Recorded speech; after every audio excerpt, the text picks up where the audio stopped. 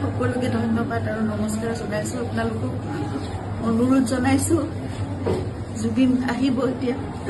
আপোনালোকে জীয়াই থকা কালটো সদায় মৰম দিলে, বহুত বহুত মৰম, বহুত আশীৰ্বাদ দিলে জুবিনক, আৰু আপোনালোককো ইমানেই ভাল পায় সদায় জুবিনে। গতিকে এতিয়া আহিব, শান্তিপূৰ্ণভাৱে সকলো হৈ যাওক। জুবিনৰ যি শেষ যাত্ৰা, সেয়া একো বিঘিনি নঘটাকে সকলো শান্তিপূৰ্ণভাৱে হওক। যিবোৰ কোনোবাই যদি কিবা অকণমান মানে ভাবিছে, কিবা এটা মানে খেলি মেলি হৈছে, কিবা তেনেকুৱা ধৰণৰ সংঘাত সৃষ্টি হৈছে, এই বস্তুবোৰ নহওক, একেবাৰে শান্তিপূৰ্ণভাৱে হওক। পুলিচ প্ৰশাসনে, এডমিনিষ্ট্ৰেশ্যনে আমাক বহুত সহায় কৰি আছে। জুবিন আহক ভালকে, সকলোৱে আমি চাম জুবিনক, শেষবাৰৰ বাবে চাম। আৰু জুবিনৰ লগত আমাৰ নিজৰ ভাইৰ নিচিনা চিন্তাত সদায় আৰম্ভণিৰ পৰা 2020 চনত আপোনালোকে জানে, যেতিয়া খুব ডাঙৰ এটা মেচিভ এটেক হৈছিলে চিজাৰ, সেইখিনি সময়ত আমি ইয়াত ট্ৰিটমেণ্ট কৰি আকৌ বম্বে লৈ যাব লগা হৈছিল। কোভিড আহিল, সকলো বন্ধ, নিজৰ জীৱনকো বিপন্ন কৰি বাহিৰলৈ ওলাই খোৱা বস্তুৰ যোগানৰ পৰা আদি কৰি সকলো বস্তু চিন্তাতে কৰিছিল। তেনেকৈ ভাল কৰি জুবিনক আমি কোভিডৰ এই লকডাউনৰ মাজতো বাছেৰে ঘূৰাই আনিছিল। সদায় জুবিন আমাৰ নিজৰ হৈ আছে।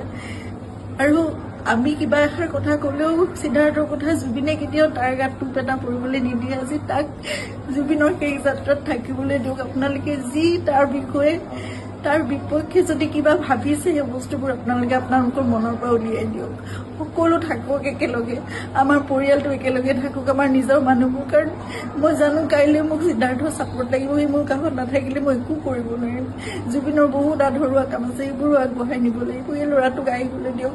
সি নহ'লে জীৱনলৈ তাৰ বহুত কিবা এটা বেলেগ ধৰণৰ কিবা থাকি যাব। এইটো বহুত মই মানে বুজাব পৰা নাই। আপোনালোকক সকলো অনুৰোধ কৰিছোঁ, তাৰ বিপক্ষে যি আপোনালোকে এজাহাৰ দিছে বা কি কৰিছে, সেই বস্তুবোৰ আপোনালোকে পৰিহাৰ কৰক আৰু সকলো শান্তিপূৰ্ণভাৱে সকলো শেষ যাত্ৰাটো ভালকে হৈ যাবলৈ দিয়ক।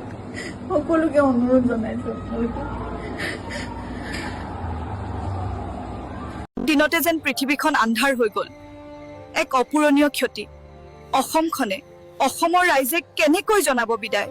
অবিশ্বাস্য হলেও, মনে কোনোপধ্যেই মানি নললেও, সত্য বুলি ধৰি লৈ তেওঁৰ আত্মাৰ সদগতি কামনা কৰিলো।